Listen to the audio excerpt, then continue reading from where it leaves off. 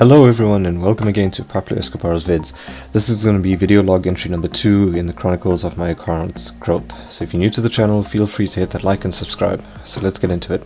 So we'll start out with our Grand Arena update, and this Grand Arena was going pretty amazingly despite the lapse in the first round, but then...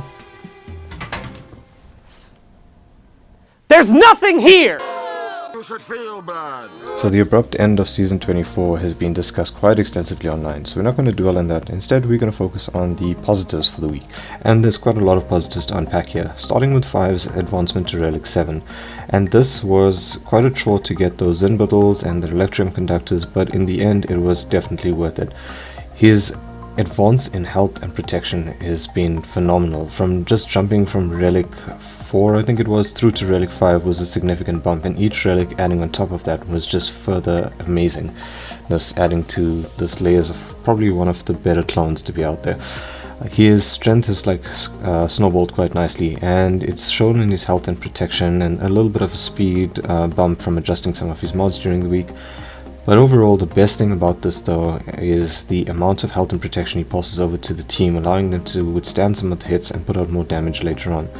So since there wasn't a Grand Arena to try this out in, I tried him out in the Heroic Sith Raid. Since I've already been able to beat this with a 3-man solo, I thought let me try the 5-0 first, and they did amazingly, going from phase 1 through to most of phase 2. The next character to get through to an advancement in relics was Commander Ahsoka Tano, who I got through to Relic 5. And to be honest, this boost in her speed has probably been a nice bonus, that extra 20 speed from going from gear 12 through to gear 13. And then as I advanced through the relics, her damage output has been absolutely incredible. She's been able to hit quite hard in some of the territory wars and territory battles that have happened in the background since the last update. But I think the best part was that since, again, we didn't really have somewhere to test her out, I ended up using her in the Heroic Sith Raid again as a tester. And here we can see the increases in her health, her protection, her speed, just over 310. And I was able to get her physical offense out quite nicely. But again, as I've said, there wasn't a Grand Arena, as we all know, to test her out in, so I had to be content with testing out in the Heroic Sith Raid, and man oh man was she amazing. This Padme team's normally been able to put out around 3 to 5 million damage in any given phase of the raid. Not great at all, to be honest. But once adding Commander Ahsoka Tano, I put on Xian onto Padawan Tano, who was able to attack out of turn so many times that Force Leap was always off cooldown, and this allowed Commander Ahsoka Tano to keep landing Force Leap after Force Leap on the raid bosses, inflicting armor shed with each turn, and with the courage buffs being spread around, that was a huge damage output. So definitely something of interest, and it'll be interesting to see how she advances further. The next team that I just want to talk about on this account that I'm building, and the team that I'm currently working on, is the Imperial Troopers. It's quite an overdue time for me to get this, sitting at about just over 3.5 million GP, and now finally working on them, but better late than never, I guess, hey? So we were able to push ahead with some of the gears, got Veers through to gear 11, trying to work on getting him towards gear 12, but I was interested to see what could they do, and luckily I got a chance to run them in phase 3 of the Heroic Sith Raid. Once they were able to take out all the sabers and get Traya to kneel, they just piled on the damage, but it was the death mark from Death Trooper that really seemed to help quite a lot.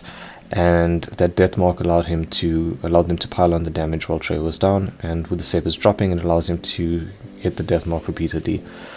Jedi Revan is currently my gear 12 project that I'm working on, and he's completed 4 pieces, almost 5, with just a few more pieces required to finish off his set.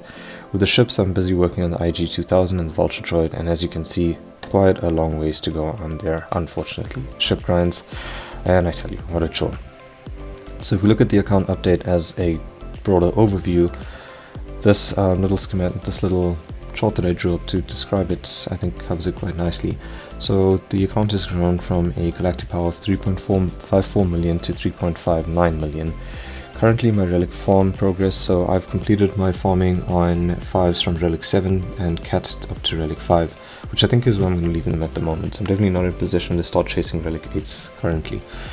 My current relic farm is going to be Echo from the 501st Legion, and he's currently at relic 2, and I'd like to try and get him up to relic 5 in this coming week. My gear 13 target for the end of this week would be Jedi Knight Revan. He's already at gear 12 and 4 plus pieces completed. almost to be 5 pieces, so we'll see if I can finish this in the coming week. General Veers is my target to get to gear 12. He's currently on gear 11 with 4 pieces complete. Using my normal energy farms, I'm trying to complete my farms with Gideon, Dark Trooper, Mon Mothma, the IG-2000 and the Vulture Droid.